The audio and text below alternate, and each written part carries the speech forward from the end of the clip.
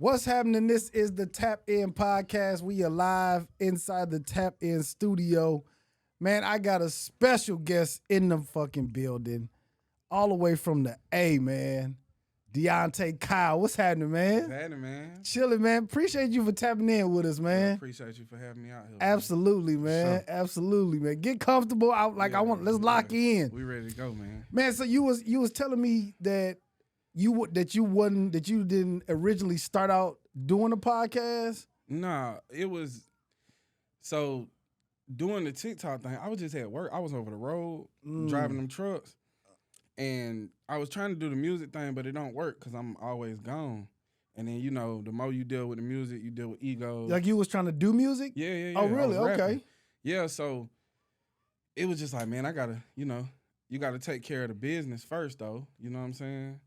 The business being the children, the household, all that. Like, that's why I talk about a lot, setting a foundation before you go chase your dreams and stuff. But I was just like, man, I like this TikTok stuff. Like, it be some folks on here saying some real shit. I was like, man, I need to throw my hat in the ring. You know what I'm saying? But I would say I was doing the TikTok for like maybe 2-3 months, and I just had a video, boom, take off. And shout out to Felicia for the win. She's a big TikToker, but she also a software engineer, so she kind of explained the algorithm. So once I understood the algorithm, that made me motivate to go put more out there. And then the bigger the platform get, the more people like, we want to hear long form video. We want to hear you do a podcast. But I was over the road, so I had just went to Best Buy. I had an iPad. I had bought me a mic. I started in the back of the truck. And I'm talking about, bro, I used to be in Texas dropping loads. Really? But I'm recording, but the AC pick up everything. Dog, I'm in the back sweating, bro. Like, cut the AC off, cut the truck off. I'm just back there sweating, popping my shit. And it wasn't consistent because it's like I'm working. Yeah. So I was like, all right, I kind of got a proof of concept where I know people want to hear what I got to say. And they asking for a podcast, which means I got the lead way to go do it. But I need to do it the right way. Yeah. So I just moved back to Georgia. It's been about over a year in August. It was just over a year back in Atlanta. So I was like, I'm going to build this studio out in the crib. Well, we still had the iPad and the mic that I was using in the truck. I was like, man, we're going to take off from here. And then we just gonna keep it going. That's why, like, people was like, "Why it's only an hour, bro? The iPad gonna die." Yeah, yeah. We working with what we got. You know what I'm saying? Just like my man, we got one of them cameras that is not a continuous shot, so it go out every 12 minutes. That's how he even came on. Cause I was just gonna go in the room and do it how I was doing it, but it just so happened that him coming on Big Cat made everything kind of like glue. It all stuck together. It all worked. Okay. So we been consistent since January. And then it just been boom. It's been continual growth over time. And now it's like I'm out here in Dallas with you tapped in. That's you know what I'm talking about. That's it. All the way here. Man, that is so dope. Cause I just got on TikTok.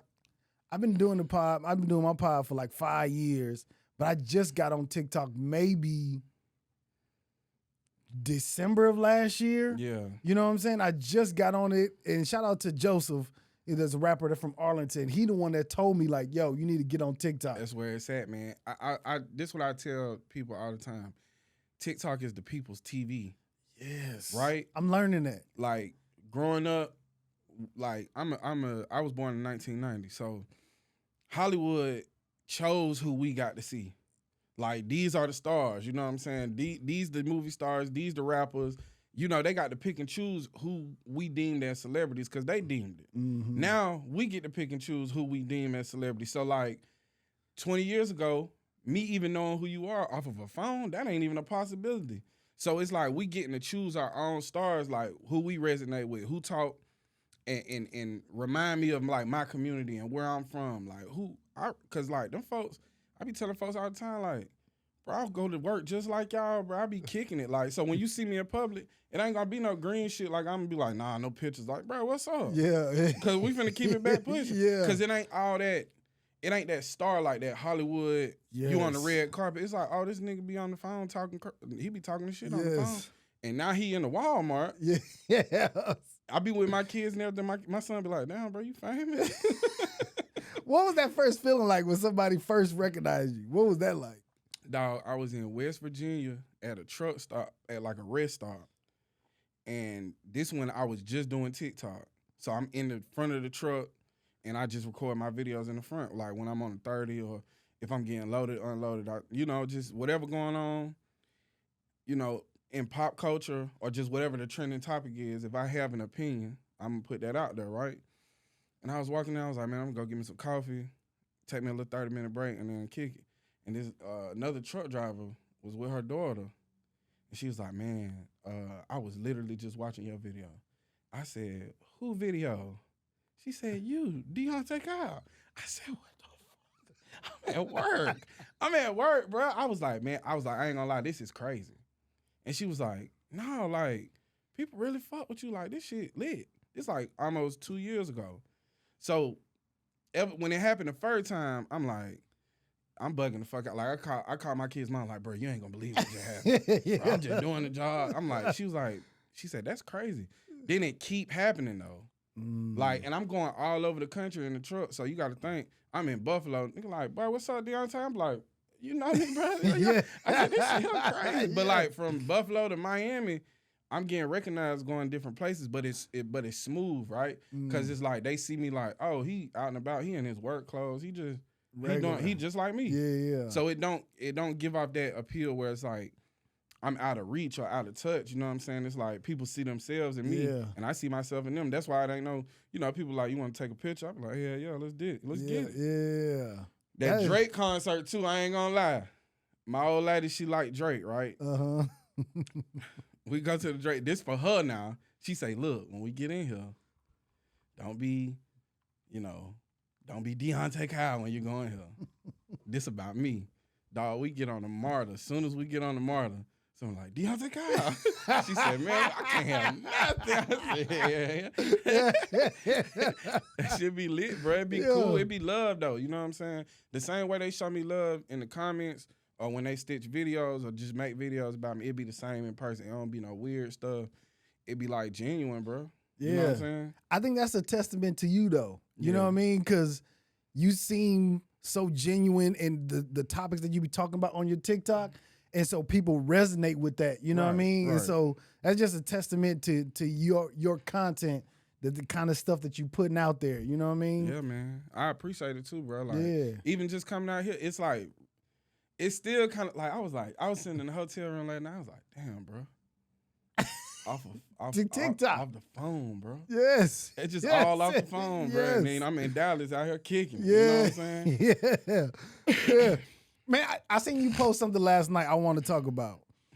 Can we talk about how dope Doechii is, man? Bro. Yes. Can we, man? I ain't gonna lie.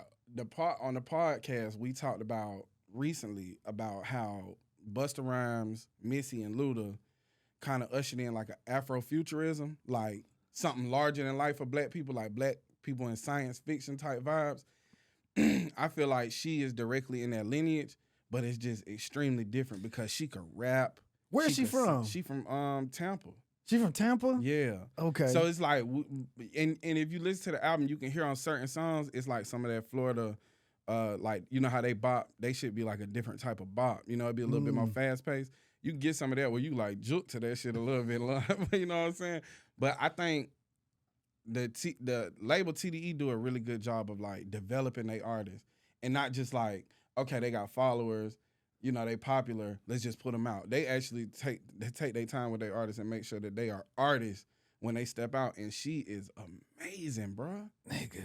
I don't know how she came up on my like algorithm, my For You page, but ever since probably Thursday, she has been on my algorithm. Flooding it. I'm just like, that late night. The Stephen Colbert? Dog. First of all, I never seen no shit like that where they choreograph like with the hair and the hair. Usually it's just a mic, a band doing it. She put on her entire performance. Yes. But I'm gonna tell you, TikTok, bro. That's how she got her start too. Really? That's what people used to like. That was one of her big criticisms. Like, she just a TikTok rapper, bro. She used to be in her room, and you know how people know how to do I don't know what it's called, where it's like they got their machine and they can play the beat, and then they can put like ad libs on there, and it'll keep looping. Okay. She was doing that, and it's this song called "Somebody I Used to Know." She was doing a freestyle over that, smoking that shit. I was like, bro, who is this, bro? And she had like a whole homemade video set up for it, bro. Kind of like how you remember Doja Cat with the "I'm a Cow"? Yeah. And how she just kind of did like something makeshift. It was similar to that, but it was also like, bro, this girl is extremely talented. Like, more people should know about her. And then that was maybe like a year and a half, 2 years ago, I discovered that video. To like, she's a star, bro. Yes. It's undeniable that she is a star. Like, she could rap with the best of them. Yes. But it's unique. And it's like, you know, no shade to like the girl rappers, but it ain't just all pussy talk. Exactly. You know That's what I love about it. Yeah. That's what I love about it. I think, honestly, you know, it's time and a place like everything. Like, you got some niggas that only rap about killing. It's like, I don't want to hear that shit neither. Right. It's kind of like both genders got their thing where it's just like they just kind of overdo it. They overdo it, like they run into the ground like, okay, you know. Yeah. I like coochie like everybody else, but I don't want to hear it for 12 songs. Not every far bar. You know what I'm saying?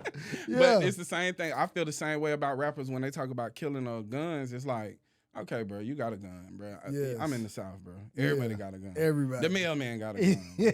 Yeah. So it's like that. We need something more. So to see her kind of coming in under, you know, basically like the alumni of TDE, Kendrick, Schoolboy Q, Absol, SZA, Isaiah Rashad, some real giants come before her, and she fitting right into that mode. It's amazing, bro. I wonder.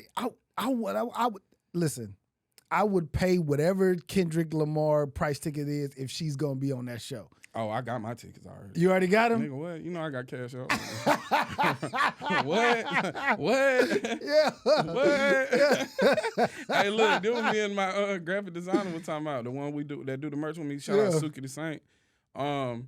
You know, Kendrick was a big focal point of my content because of the beef. So it's like I saw my numbers grow. The biggest podcast I done did, we did 33K in like 3 days, bro, because we was talking about the GNX album. And so I was like, well, shit, he feeding us. We finna put that money right back in his pocket. He made us some money. We're gonna put it right back in his pocket. But and I think, like, you know, them folks paying attention to the internet, right? 100%. There's been a loud push for Doechii to be a part of that show in some form or fashion. And I think, honestly, bro, she seemed new to a lot of people, but she been grinding, and it shows that she is like consummate professional. Like, she's a clear star. It's no denying. No denying. I just seen a clip. I think she was like in Paris or something performing, and it was just so raw.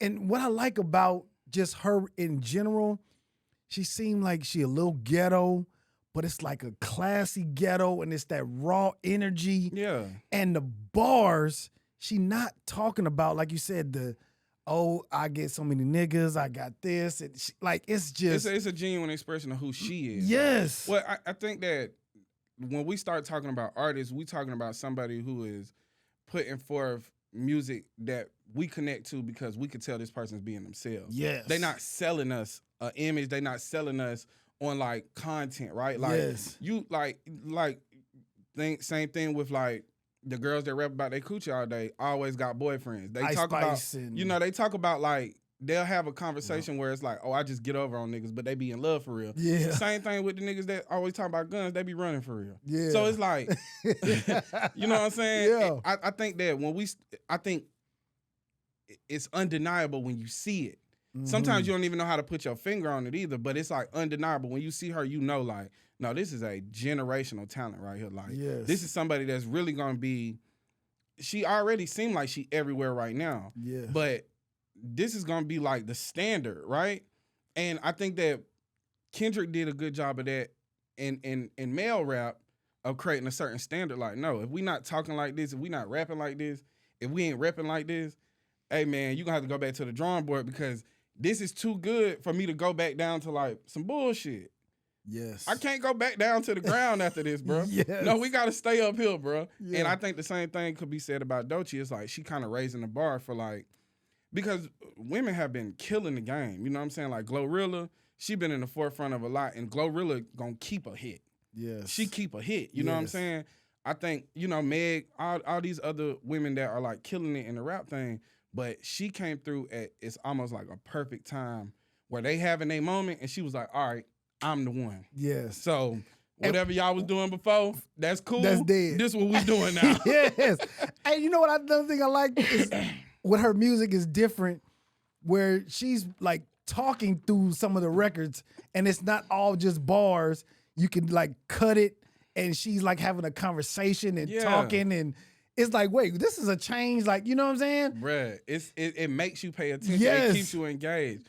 But I think also too, like, I think the representation for being a darker skinned woman, and we're not seeing a lot in natural hairstyles that she always represent natural hairstyles, unique fashion. Chocolate, like just goodness. She's so fine. Yes, bro. man. It's undeniable how fine she is. Yes. But I think also too, if you seen her Tiny Desk, she had the all female band, and everybody was doing their thing, but they all had the braids and the style. Bro, that shit was so dope, bro. Man, it's like some shit we never seen before. Somebody that's putting that much attention to detail, bro. That's what it is, and it's like, but it's so heavily black culture that it's like, oh no, we feel this, like we see this. These are like my cousins. These are like my sisters. Yeah, and it's like, but she talk like you saying, she ghetto. She got that edge.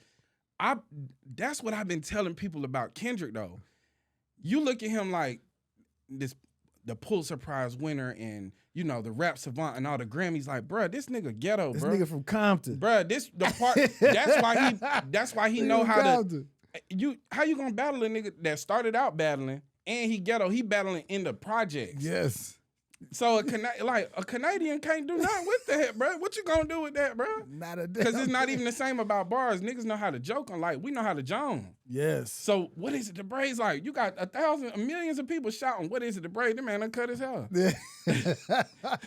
He really done bullied it, man. Low key, look at it. Listen, because it's nothing like, you don't know. I don't think people outside of the culture understand the kind of thick skin that you have to have. You got to be in the hood to just survive, not thrive, just survive, and also just be a part of the mix. Yes, because you don't want to be outcasted, and if you got thin skin, you probably get outcast. Yes, unless you thin skin and can fight. You know what I'm saying?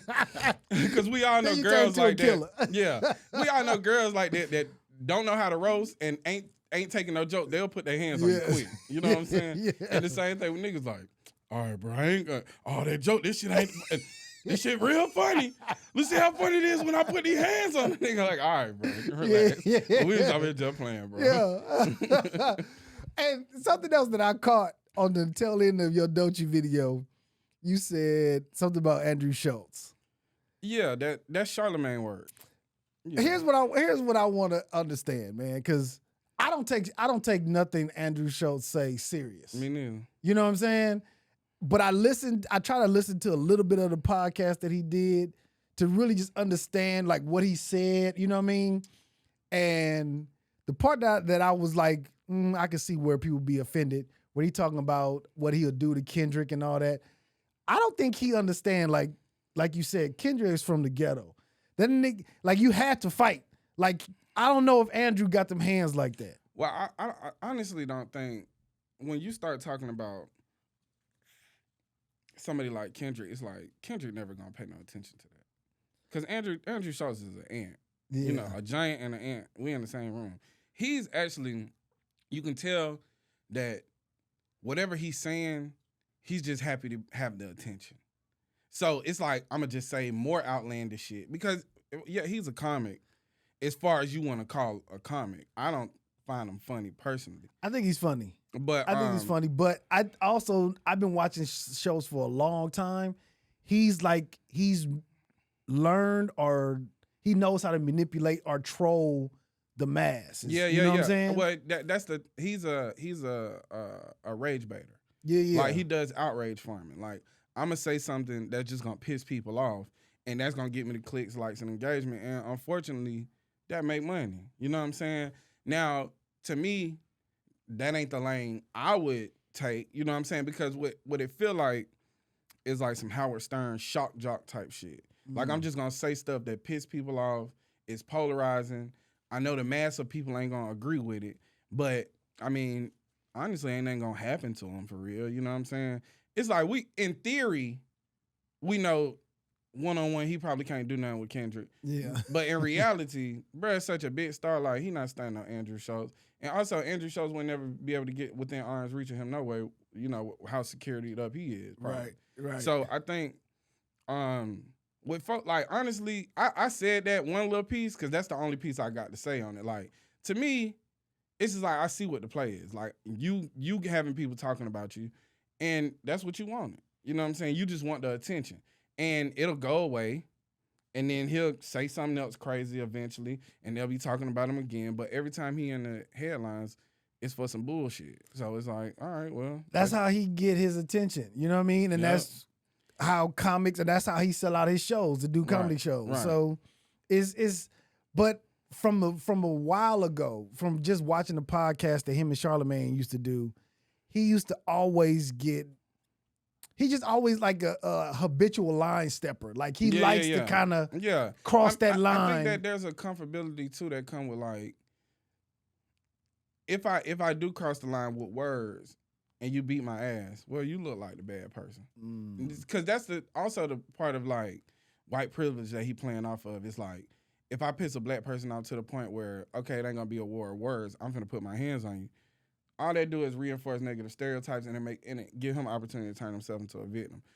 Because I started watching him during the pandemic when he used to do them videos on Instagram.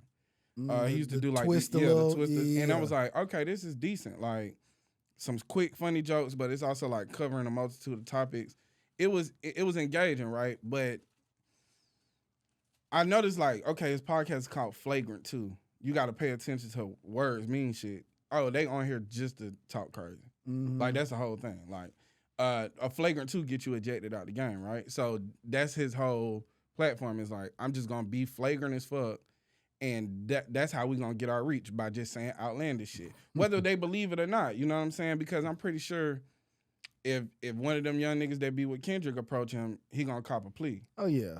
But at the same time, what's the reality of that gonna happen? Nigga gonna probably file a lawsuit, try to sue a nigga, get a nigga locked up, some crazy shit like that. Yeah. So it's like, it ain't worth it. You know what I'm saying? Yeah. But it's just annoying because I know, because we come from a space where, as much as like, it reminds me of something that Nip said, like, you gotta let goofy niggas just be on goofy time.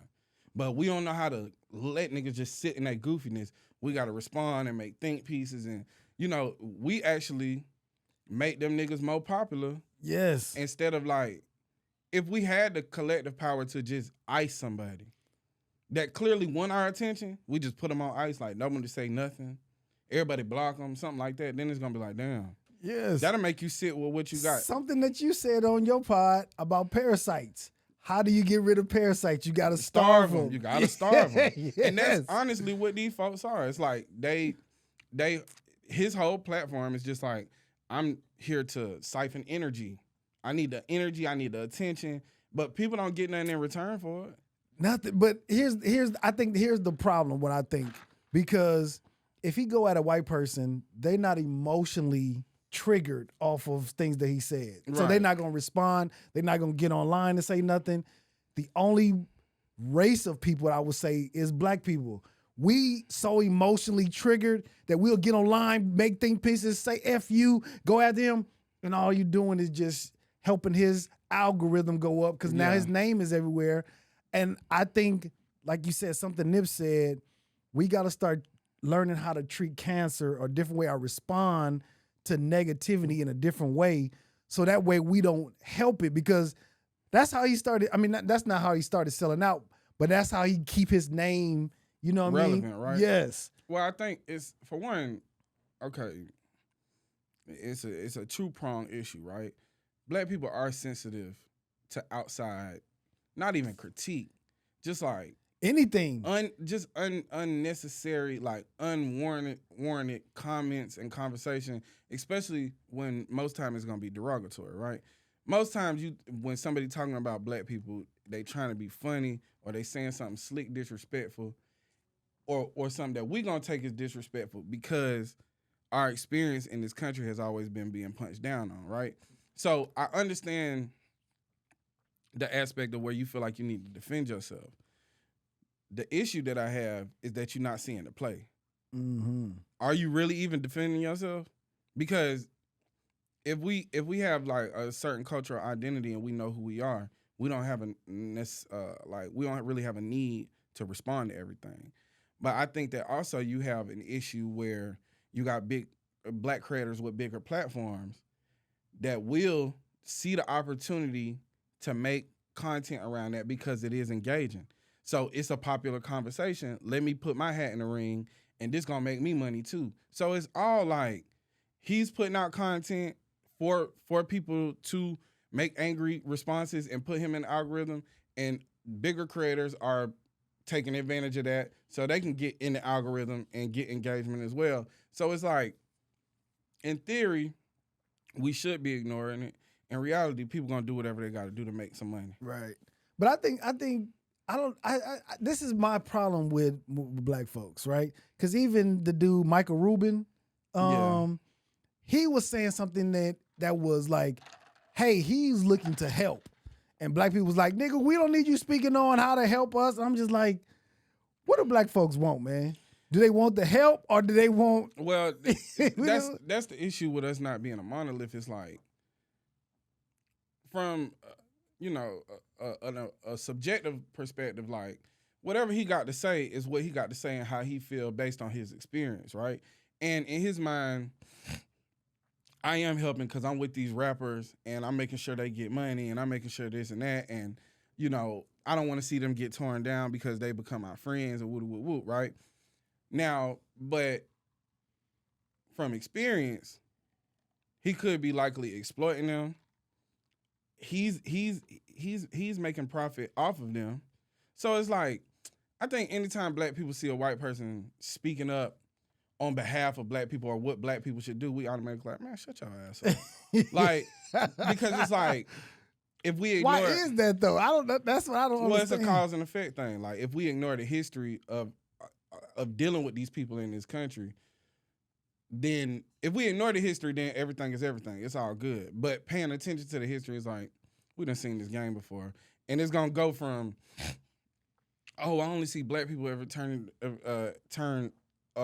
each other down when they have one of their stars. It go from that to like, maybe they not even human. Like, how fast will it, Switch. That's what I'm saying.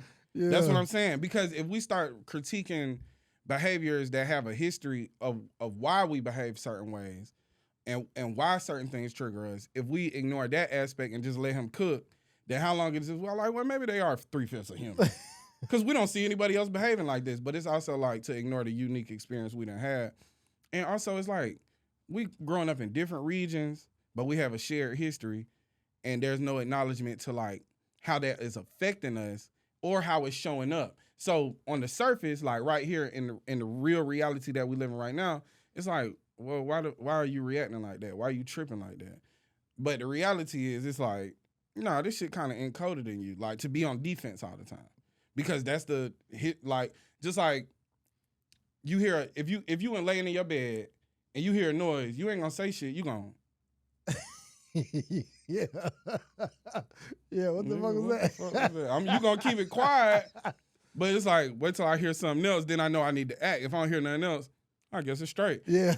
But it's like, we gotta look at like some of these behaviors come directly from slavery, and these are triggers that we don't realize we reenacting these certain behaviors.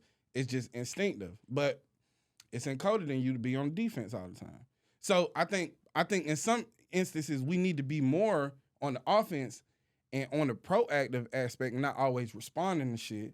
But it's also like people just instinctively respond and react to everything. And I think that does put us in a position where it's easy to kind of like pull the strings. And I think that's where you coming from. Like, why are we always allowing people to pull our strings? I think if we know the context, then we can kind of reverse the curse type shit. Like, because most shit ain't worth your time. Yes. Here's another thing too. I be thinking about this all the time. if you cut your phone off for a year, right? What does being informed mean? Like, what is the information that you're gonna get? Because it won't be, if you don't have a phone, you don't know who Andrew Schultz is. Mm-hmm. You know what I'm saying? Mm-hmm. But the same could be said about the Grits and Eggs podcast. Anything, right? This is like our information. This is our news. This is our TV. So like everybody is tuned into like some of the same channels. You know what I'm saying? If you don't have a phone, what would your information be?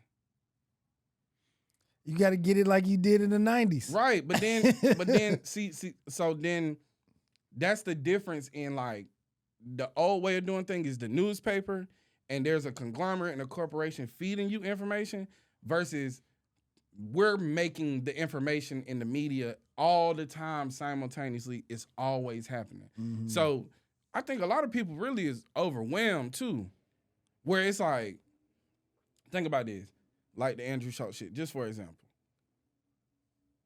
You see one video and you like, fuck it, I don't care about that shit. Mm-hmm. But then you see another video and you're like, hold on, he said what? Then you see another video and you're like, oh, fuck Andrew Schultz. And that's how quick it happened because it's constantly happening feeding you. Yeah. And then you seeing it from all these different perspectives. You're like, well, I agree with that. And then you like, well, let me go see what he said. And it's like, nah, that's some fucked up shit to say. Like, what you mean? Basically saying you're going to sexually assault the man. Like, what that mean? Not basically. That's what he said. That's what he said. Yeah, you know what I'm saying? Yeah. Which is weird. But then it's also like, what do I even do with that? Yeah. Like, to me, it's like, I understand the implication of it being like, okay, that's wildly disrespectful, right? But I also understand it's just like, oh, he just fishing for something to say. But people not real, because triggers, some people have been sexually assaulted, some people have been through these things where it's like, that's something that really can trigger them and really get those fucking wheels turning where now they dedicating all their time to this thing because of this one trigger right here. And I think that he know that. It's called flagrant too. Let me say I'm a sexually assault Kendrick Lamar and then see what they'll say. Because that's a wild thing to say. That is. And it's weird. That's just some weird white folk shit. Yeah, I actually think that's regular white people shit. I think that's regular that's what they gonna say on the regular. You know what I'm saying? That's not. For us, it's like, nigga, we don't play like that. You know what I'm saying? Yeah. Ain't the type of games we play. Yeah. Another question. Do you believe, because I feel like in order for, and I've heard it from both perspectives, from Dr. Umar and just from different people's opinion online, that I feel like black people do need some kind of ally in order to be able to be more affluent or get more percentages of black people to become affluent and be able to really affect the inner city communities in the United States. That's just my opinion. Where I feel like, because obviously there's nobody that we trust in the black community to do it for us. Mm-hmm. So maybe there need some eyes outside of the black community that could come in and say, hey, this is the structure we want to do. But at the same time, I know black people probably ain't gonna follow that structure because, like, nigga, you ain't part of this community. You don't know what the needs are. You know what I mean? Well, I think, like I said, it's just history, bro. When has anybody ever come into our community and made it better? If anything, they always come, take something, and leave with it. And sometimes that's even talent. You know what I'm saying? Or they leave something that's detrimental. They leave it in a worse condition. Yeah. And honestly, you know, I was over there on Pleasant Grove last night, and it's still people out there like addicted to crack. And we talking about something happened 40 years ago. Yeah. So we still kind of living in the remains of like the war on drugs and shit like that. But I think that allyship would be fine if the allies had our best intentions. But oftentimes it seems like the allies are there for their own agenda and reason. And it looked like charity work. Now, then we also got to ask ourselves, what role is like affluence playing in our mind, and what does that really look like? Because is it just having money for the sake of having money, like how we do it now with just the flexing, or is it for the sake of like really rebuilding and building back up like foundations in the community? Okay, well then also if we're gonna build back up the community, why was it destroyed in the first place? So like it's such a like multifaceted issue that I don't really think we can really rely on an ally if we can't rely on each other. Because if we don't have some foundation where we're taking charge and somebody want to come in, then we just gonna leave them to do the work.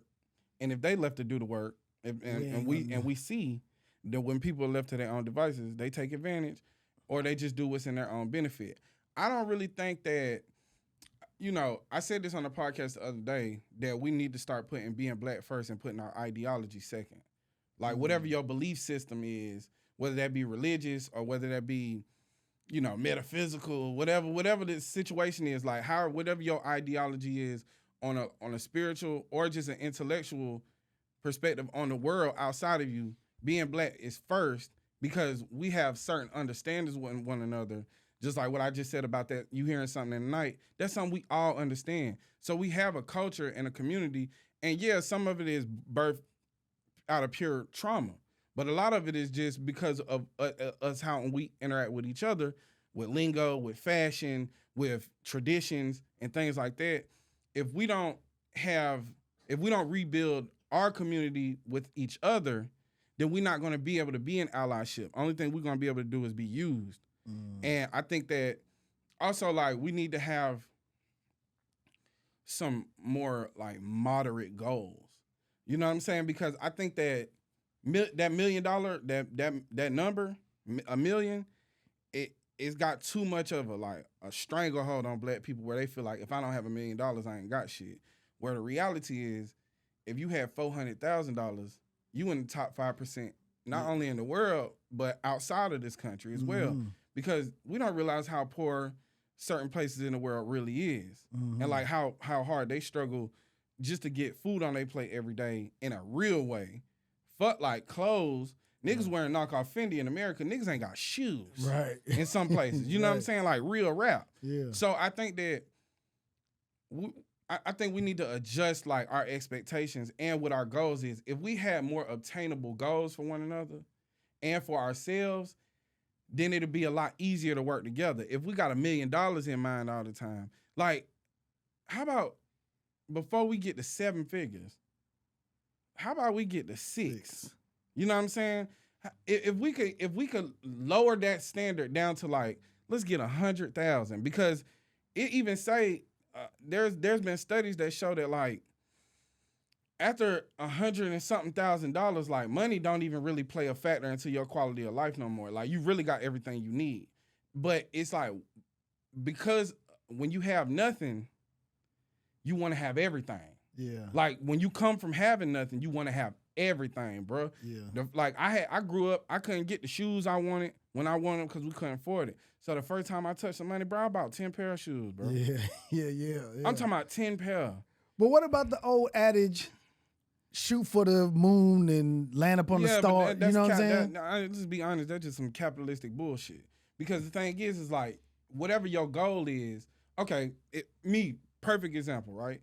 I always had like aspirations to be some type of famous. You know what I'm saying? Like I wanted that when I was a little boy. That's why I was into music. Like I wanted that attention, and I wanted that to be seen.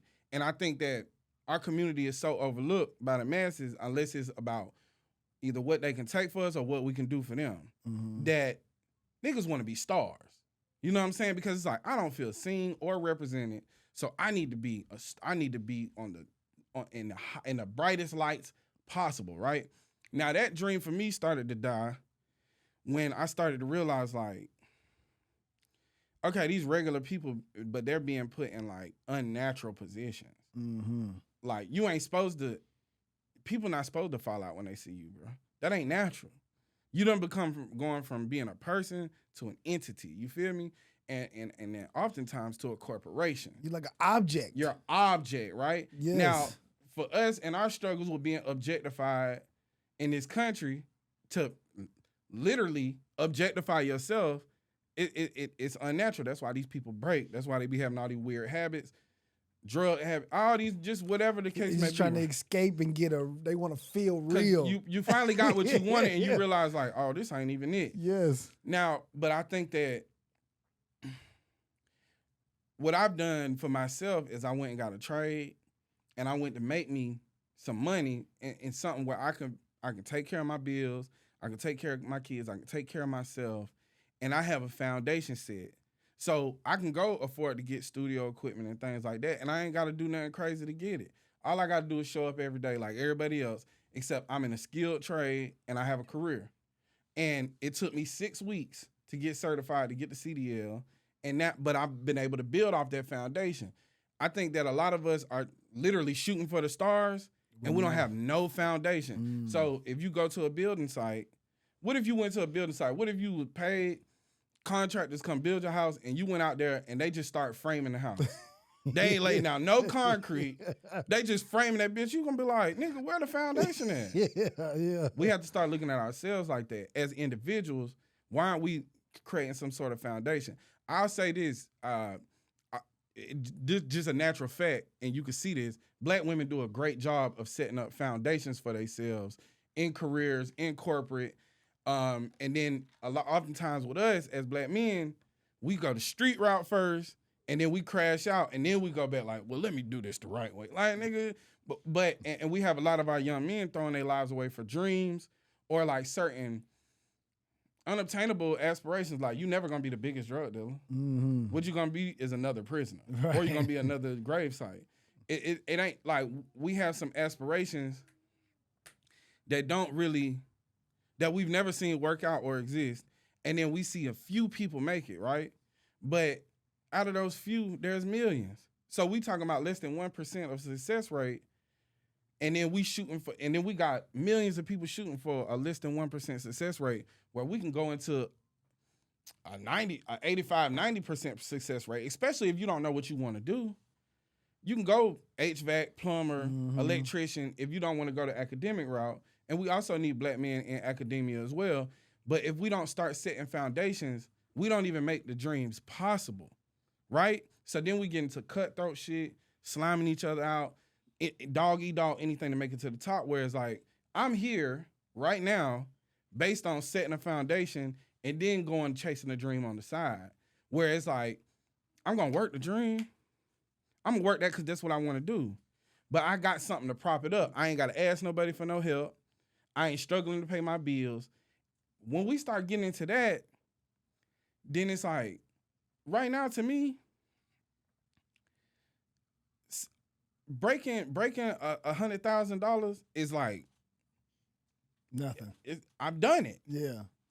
You know what I'm saying? Because I got the dream that pay 85, 90. I mean, I got the foundation that pay 85 to 90 a year. Mm-hmm. All I need is 10,000. Right. Well, I done made that off TikTok in 2 months. Yeah. So then it's like, oh, okay. Now it's exciting because it's like, oh shit. All I had to do was goddamn go get a CDL, put my nose down for 2 years, work that move, and then figure out what my talent is, my skill set, and do that on the side. I think the same thing could be said. But I think one of the other things is like we undervalue working class professions. You know what I'm saying? Like even barbers and hairstylists, that's seen as like some prestigious celebrity shit now, when that used to just be a pillar of the community. That used to be for working class people. Now they done made it where it's like a celebrity service. Barber, It's weird. Yeah. I honestly, I would say I blame the celebrities because I've heard so many celebrities with don't have a plan B. Like, go all in on your plan A. You know what I mean? I don't necessarily think that's great advice. It's not great advice because but what it is a machine, right? It's capitalism. You're keeping somebody on a treadmill, right? So the thing is like they never are focused on what they're doing.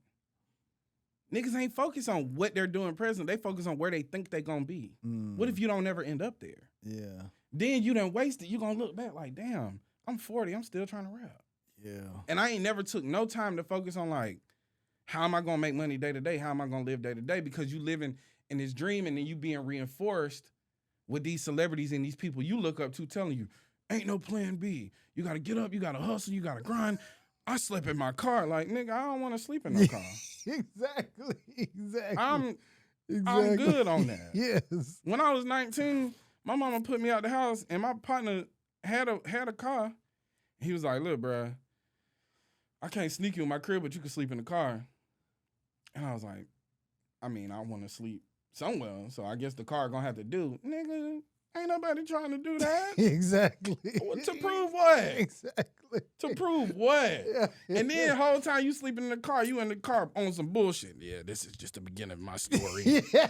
I'm telling yourself some bullshit. Nigga in the car living a movie. Yeah, this is the beginning. I'll look back on this. What they wasn't. Nobody's with me sleeping in this car. Like, nigga, you not supposed to be sleeping in a car.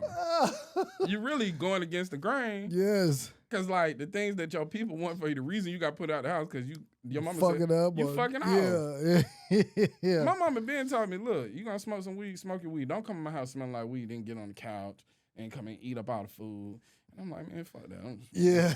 She's like, you know what? Get the fuck out. Yeah, you disrespecting the house. Yeah, just get out for a day. Yeah. Just to see how that like. Since you love the street so much, go sleep in it. Yeah. But it's like, I think there's no like value in being modest, right?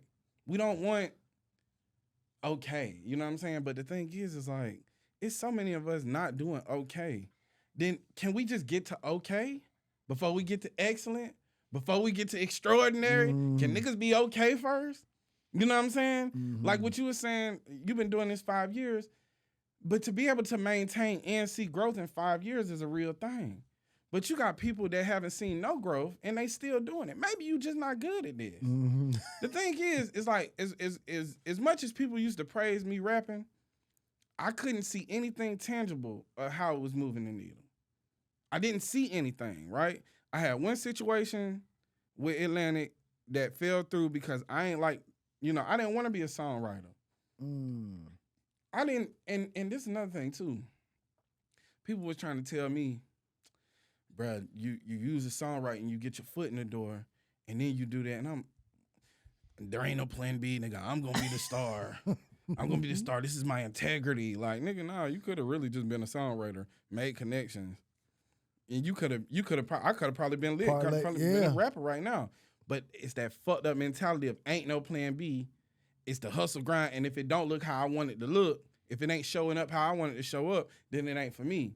But that come from chasing a dream, right? So I think that you see, a lot of women go from like working in other people's shops to opening their own shop, using the internet to promote their hair business, promote their skincare business or esthetician, whatever.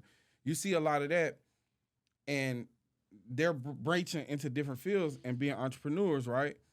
And a lot of us are still stuck on like athlete, rapper, entertainer, where it's like, okay, if you wanted to go be an actor or do theater or be a comic or whatever, right? Niggas don't want to be a rapper and have a job because they feel like, oh, well, if they know I got a job then. But it's like, well, what, you just want to be a professional fake nigga then? Listen, that is like, I used to live in LA. I'm from LA, right? I did the comedy circuit, did that for about 15 years.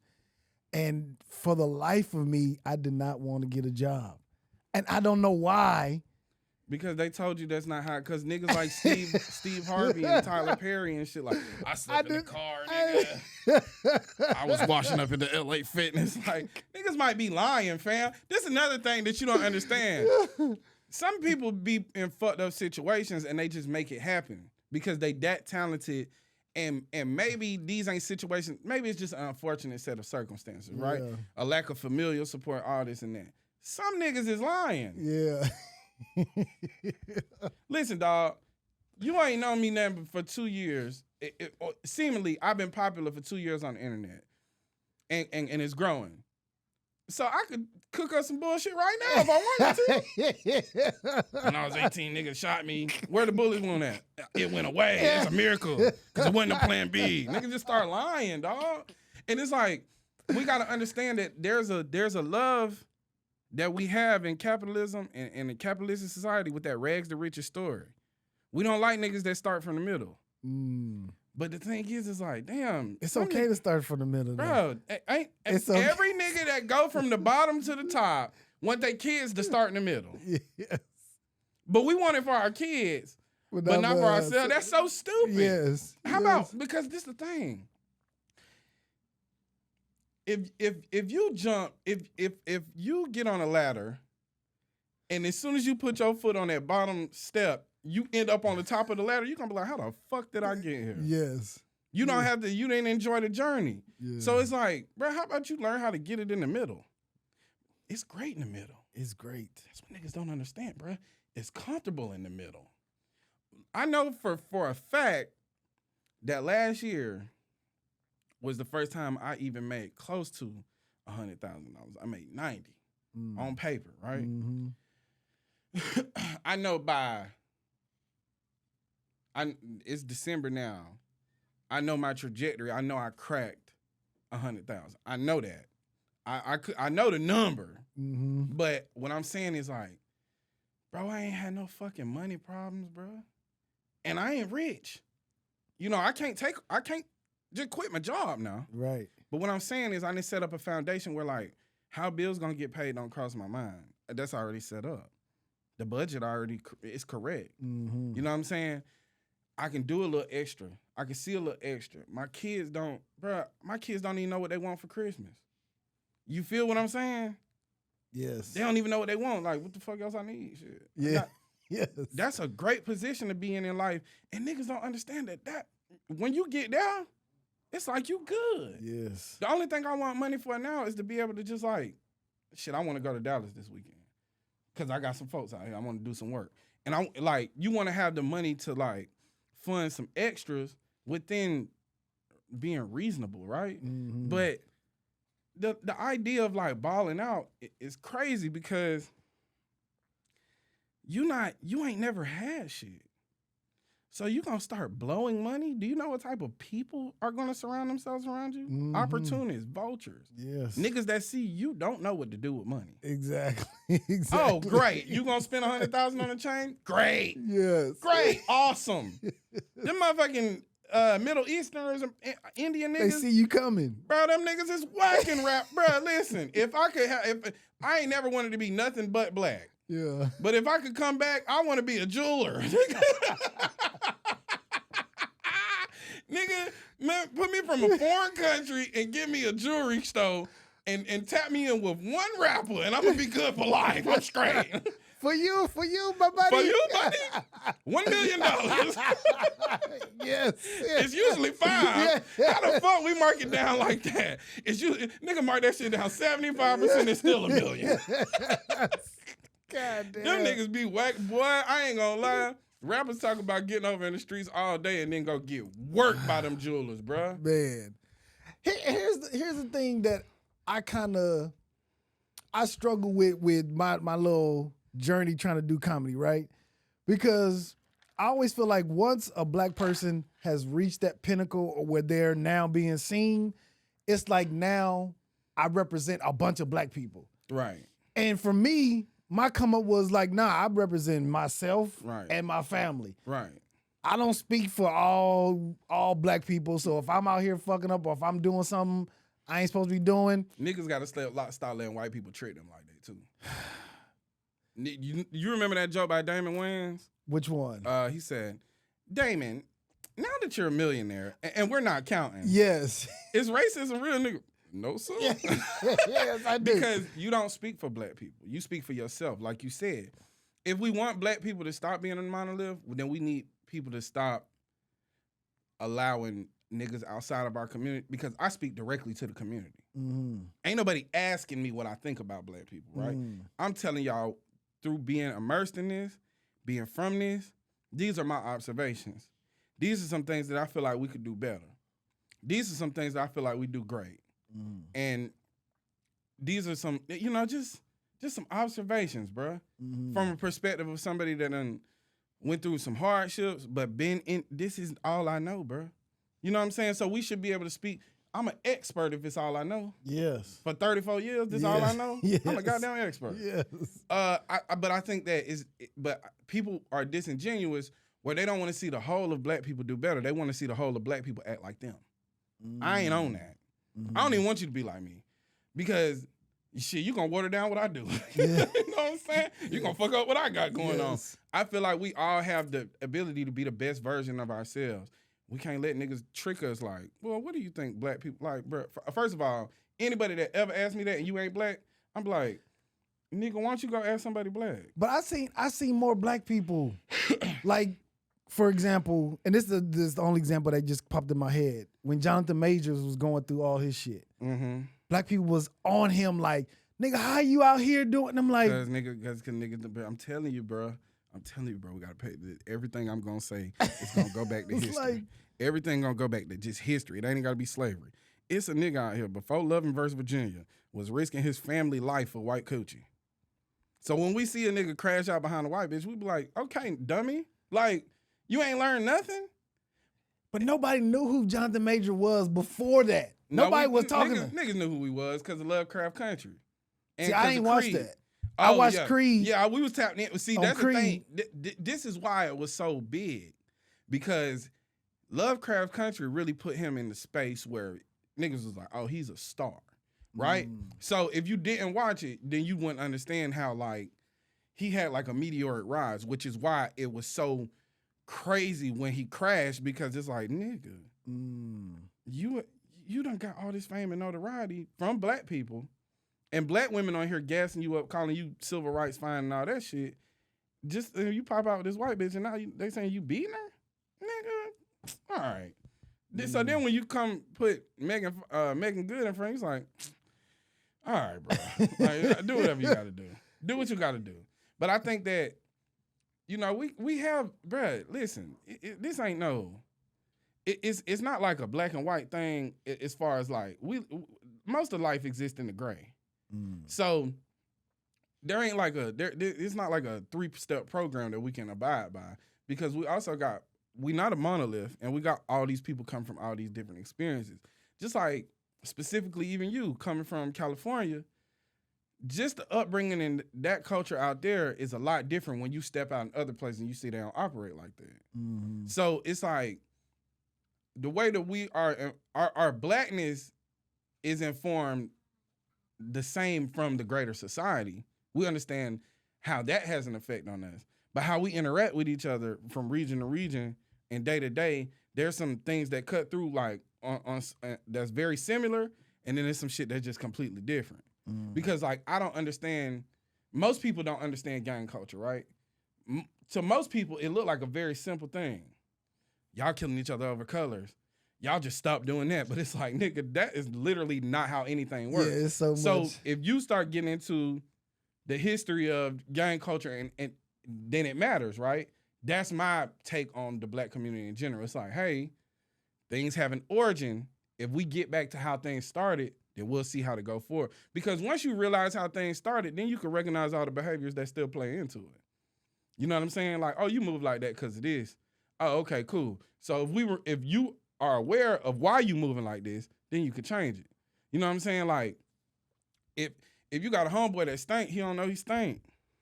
Right. So it's like, nigga, if you would just go put on some deodorant and wash your ass, you'll be good. He walking around the whole time thinking like, I'm straight, I don't smell it. You know what I'm saying? Your nose is immune now. You immune to, you nose blind. And so if somebody don't point out like, look, bro, you skipping a couple steps when you leave the house. Yeah. If we go back to the square one and just washcloth, toothbrush, deodorant, and hit the street, you're going to be a whole different nigga. Yeah. You know what I'm saying? And it's really that simple. Like, that's, at least I try to make everything as simple as possible. Because if we can understand on a simple level, then we can change something. You know what I'm saying?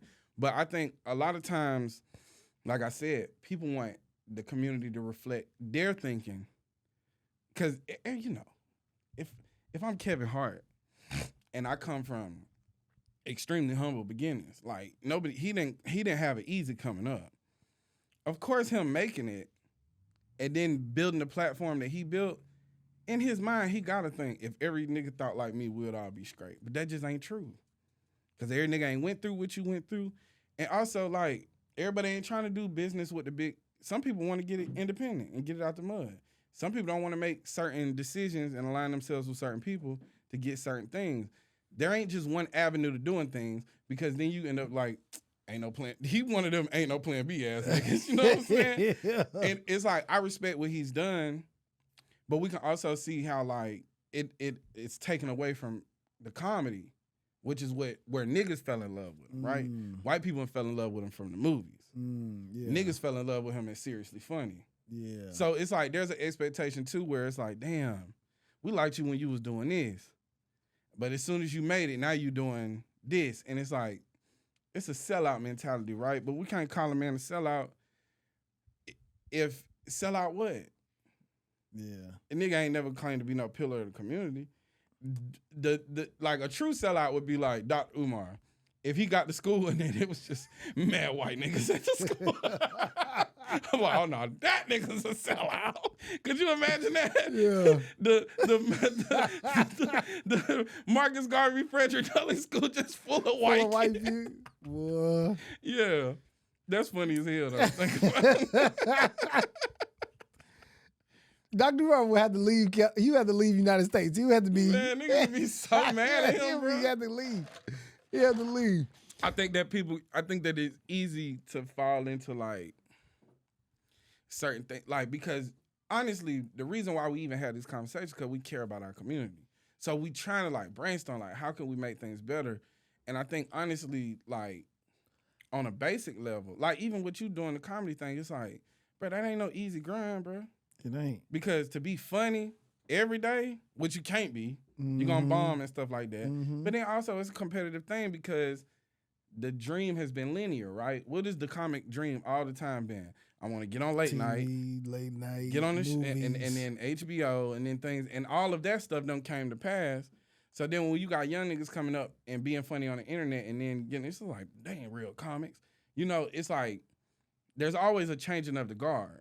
And I think as things change, we need the older generations to understand that it's changing and kind of come in with us, but then teach us y'all ways too. Because if you understand how to utilize the internet and work your way into stand-up comedy, but you also got the respect and the conversation with the OGs and people that came before you that can tell you how they come up, you can use all that wisdom and information to make yourself better. And that's really what it's about. Yeah. And I also think though, once somebody like Kevin Hart that you mentioned, once you get those kind of bags, you get that kind of money, and you're dealing with these corporate organizations, you can't be wilding out because they are so. Once they give you some money, right? Now you in bed with them, and so you have to acquiesce a little bit to your personal persona because you represent them as well. And when you do get some money, you gonna change a little bit. You know what I mean? But I think the circumstances change, right? Yeah. Like what you were saying. Now I have to tailor my behavior. Now I don't represent Kevin Hart. I represent XYZ Corporation. Yes. And if you think that they're not bringing people into a room like, look, this and that, like, this is how we expect you to act. This is what we expect you to say when it comes to politics. These are your politics, like, because if there is a corporation, right, and we in America, they playing a big part in, you know, they may be funding certain candidates, which means that everybody that come up under me now have to be in support of this, support of that, if you want this fucking money. Now, if you want to go rogue, give me my $20 million back. Yeah. You know what I'm saying? Yeah. And a nigga that come from nothing is like, oh, I ain't giving nigga $20 Ain't no racism, boss. Say that. You feel me? Yeah. You feel me? Yeah. So, like, with me, I feel like the reason why I say create a foundation first is because once you got your needs taken care of, can't nobody trick you like that. Yes. Nigga can't push and pull you with money no more. Cause it's like, honestly, bro, if it all go away tomorrow, I still can take care of my family. You know what I'm saying? I can still take care of my business. I might not get the same, you know, it might take a little time to get used to not getting the attention. you know, because that's just a brain response, just dopamine hits, right? Yeah. But I got my business handled. Like my square one is gonna be square. Yeah. So it's like everything else I do from here on out is extras, which means you can't buy me.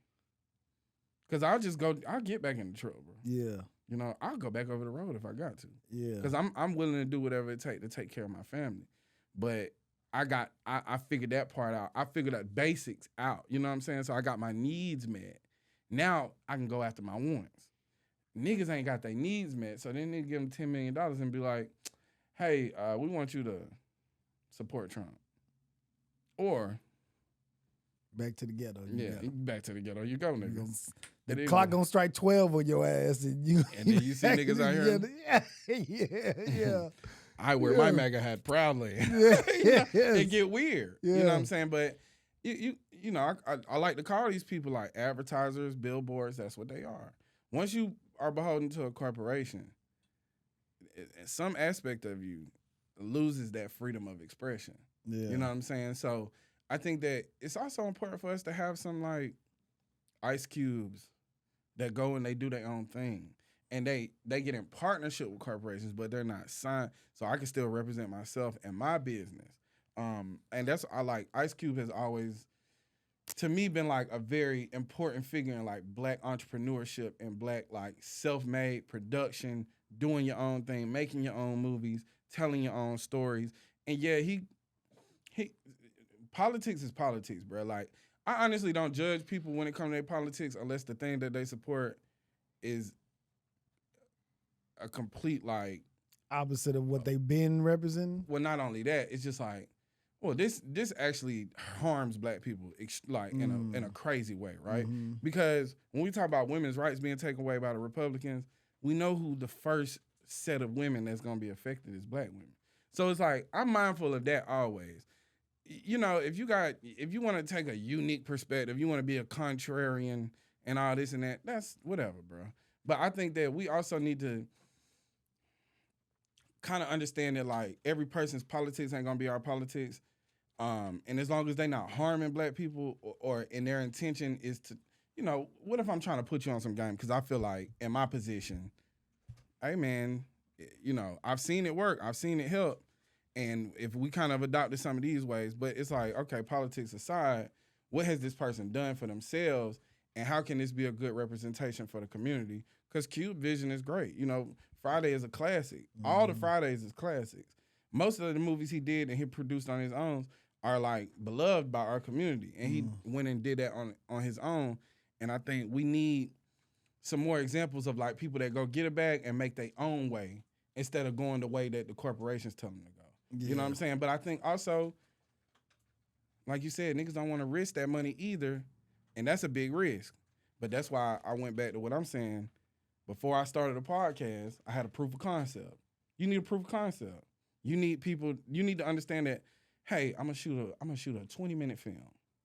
It's gonna be, the budget might be $5,000, right?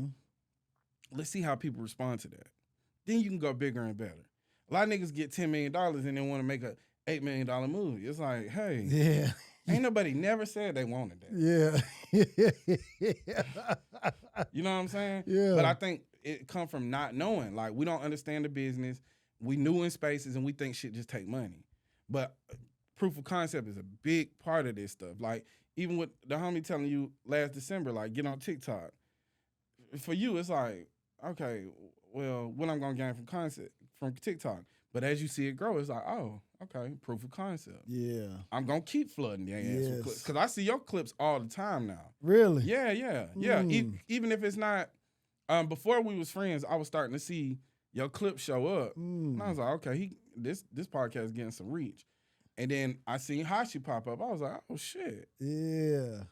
Let me go see what they talking about. Let me follow them over there. So, you know, natural progression is us being here, but I think also you need to be able to say, hey, look, here's the evidence.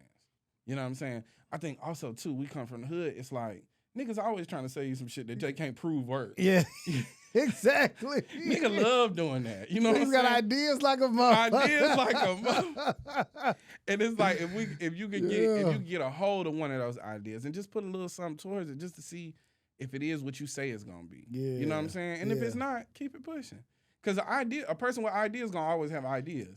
Yes. But the issue is just like execution, right? And also like stop running up on niggas with money talking about this my idea. I'm like, bro, get away from me. Yeah.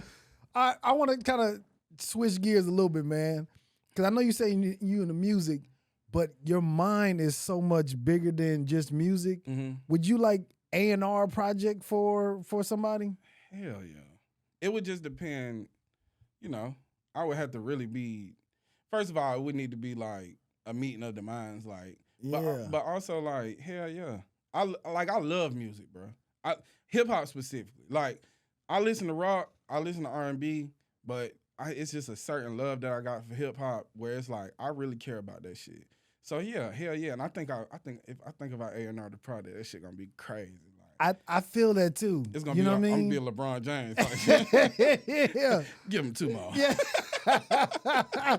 I feel that, man. Yeah. I can see you in that because I think you would challenge the artist or the rapper or whoever, you would challenge them to think about saying different words or using different, you know what I mean? Absolutely. And I think from a beat perspective, because I've watched some of your videos where you broke down a record or a phrase, and I was like, I never thought about it like that. You know what I mean? Right. And so you have a whole different kind of perspective on shit that most people probably ain't even thinking about. Right. But I think it'll be fire. You know what I mean? Yeah. And I think you have that eye or that ear where you can see like, okay, yeah, this shit gonna go. You know what I mean? Yeah. And I receive that, bro. Because, hey, hit me up. Yeah. What's up?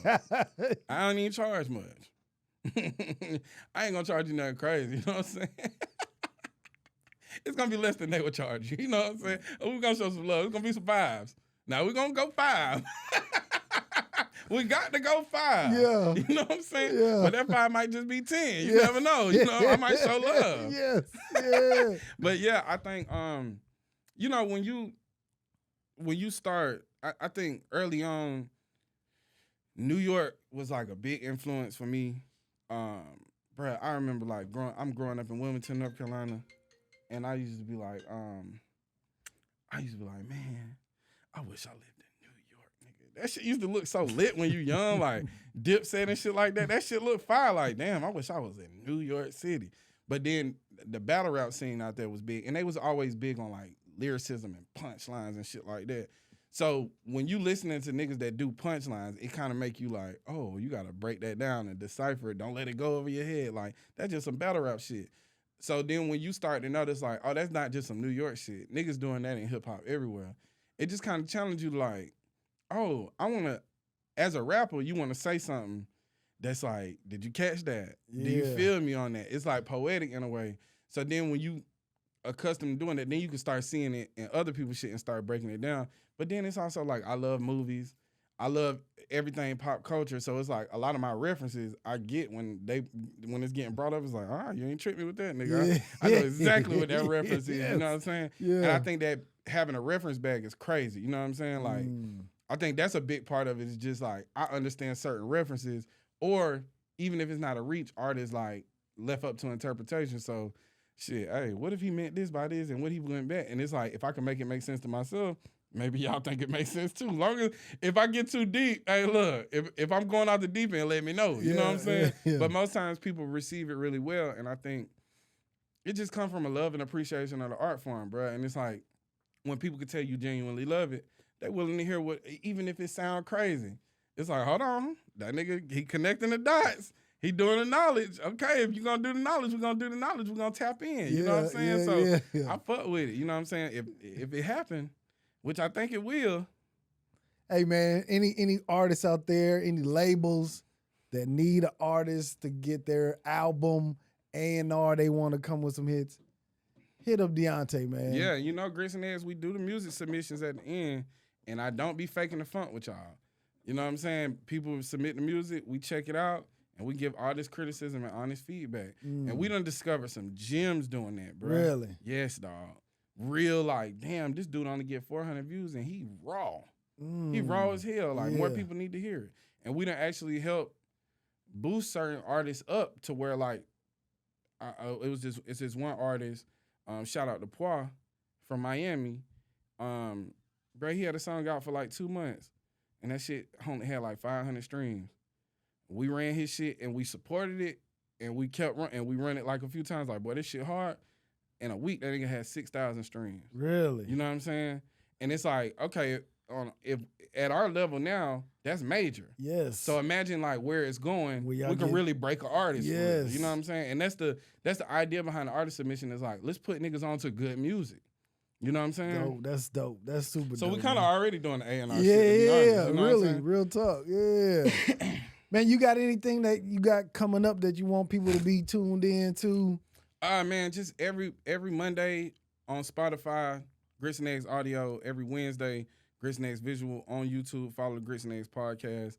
Of course, follow me on Instagram and TikTok, DeANTE Kyle. I'm on Blue Sky now, which is a new app. It's like Twitter. It's like OG Twitter. DeANTE Kyle on there. As far as anything coming up, we got some guests coming. You know what I'm saying?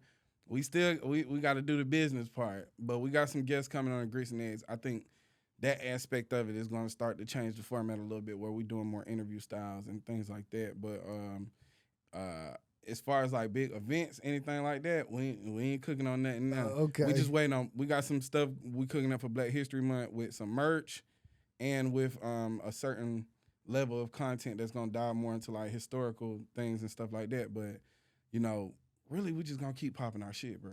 That's what's up, man. You know what I'm saying? And shout out to you and the Tap In Podcast. Appreciate it. What's up? You still doing comedy? Nah. Nah. I put it down, man. Yeah. That was hard, huh?